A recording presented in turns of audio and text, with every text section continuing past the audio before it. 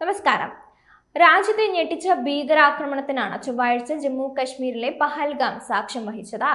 വിനോദസഞ്ചാരികളെ ലക്ഷ്യം വെച്ചാണ് ഭീകരർ ആക്രമണം നടത്തിയത്. 28 പേരുടെ ജീവനാണ് ആക്രമണത്തിൽ പൊലിഞ്ഞത്. മരിച്ചവരിലേറെയും പുരുഷന്മാരാണെന്നാണ് ലഭിക്കുന്ന വിവരം.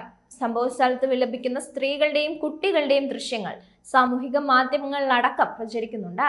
ആക്രമണത്തിന്റെ ഉത്തരവാദിത്തം ഏറ്റെടുത്തത് റെസിസ്റ്റന്റ് ഫ്രണ്ട് രംഗത്തെത്തിയിട്ടുണ്ട്. ഇന്ത്യ തിരയുന്ന ഭീകരൻ ഹാഫിസ് സയ്യിദിന്റെ അനുയായി സെയ്ഫുള്ള കസൂരിയാണ് പഹൽഗാം ആക്രമണത്തിന്റെ മുഖ്യ സൂത്രധാരനെന്നാണ് റിപ്പോർട്ട്. ഇന്ത്യക്കാരെ ശത്രുക്കളായി കാണുന്ന സംഘടനയാണ് ദ റെസിസ്റ്റന്റ് ഫ്രണ്ട് അഥവാ TRF.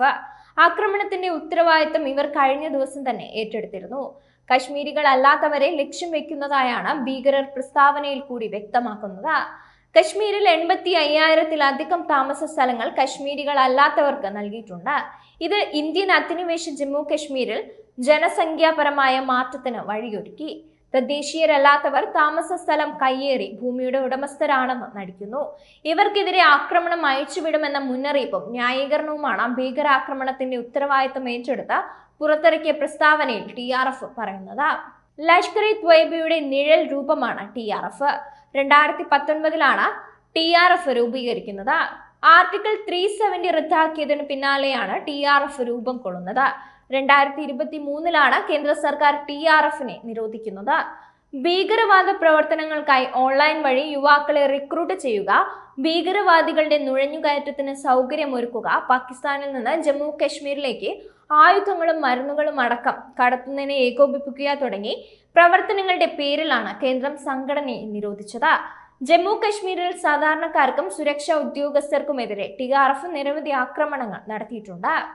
രാജ്യം ഭീകര പട്ടികയിൽ ഉൾപ്പെടുത്തിയ സജാദ് ഗുല്ലാണ് TRF തലവൻ. പഹൽഗാമിലെ ആക്രമണത്തിന് നേതൃത്വം നൽകിയത് ലഷ്കർ കമാൻഡർ സെയ്ഫുള്ള കസൂരിയാണെന്നാണ് വിവരം. ലഷ്കർ-ഇ-ത്വയ്ബ, ഹിസ്ബുൾ മുജാഹിദ്ദീൻ അടക്കമുള്ള ഭീകര സംഘടനകൾക്കു വേണ്ടി പരിശീലനം നടത്തിയിട്ടുള്ള ആളുകൾ TRF-ന്റെ ആളുകൾക്കും വേണ്ടി പരിശീലനം നടത്തിയതായാണ് വിവരം. ഓൺലൈൻ റിക്രൂട്ട്മെന്റ് രീതിയാണ് TRF സ്വീകരിച്ചിരുന്നത്.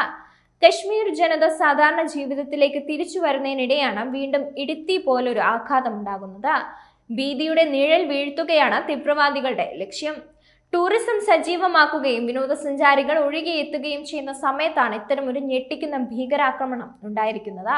അതേസമയം ഡൽഹി അന്താരാഷ്ട്ര വിമാനത്താവളത്തിൽ പ്രധാനമന്ത്രി നരേന്ദ്രമോദിയുടെ വിമാനം ഇറങ്ങിയതോടെ ജമ്മു കശ്മീരിലെ സുരക്ഷാ നീക്കങ്ങൾ അതിവേഗം ശക്തമാവുകയാണ്.